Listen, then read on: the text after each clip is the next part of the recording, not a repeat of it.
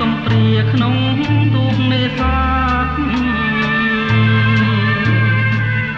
រលករលេងដេញមិនចេះហត់ឆាងស្នេហ៍កំសត់វាសនាមិនស្អាតកាលទុំជាសងមានសៀវដាំងបាតបងអ្នកនេសាទខំចិត្តមេបាស្រុកក្រកដួងខែរនោចខែ15រោចស្អាតចេញវស្សាបត់បាក់វាំងននបត់ជ្រងកាស្លា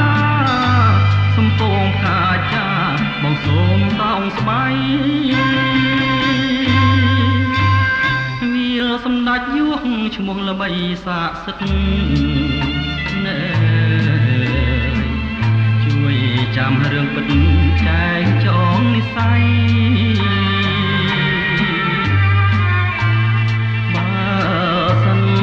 ក្តីស្នេហ៍ប្រហែលជាដោះដៃ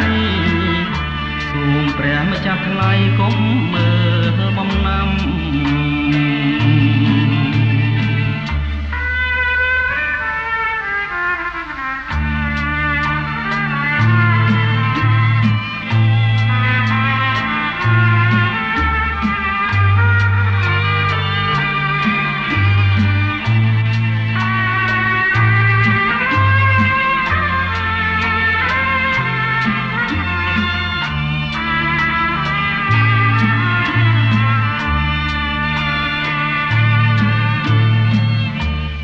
ស្រុកក្រកដួងខែរនោចខែ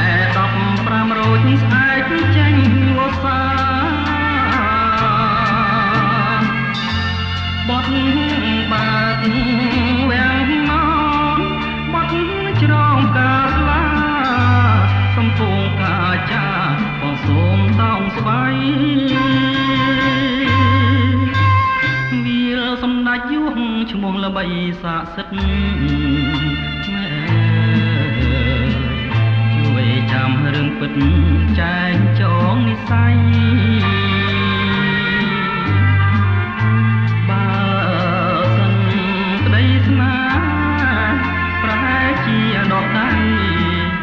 សូមព្រះម្ចាស់ថ្លៃកុំមើលបំណាំ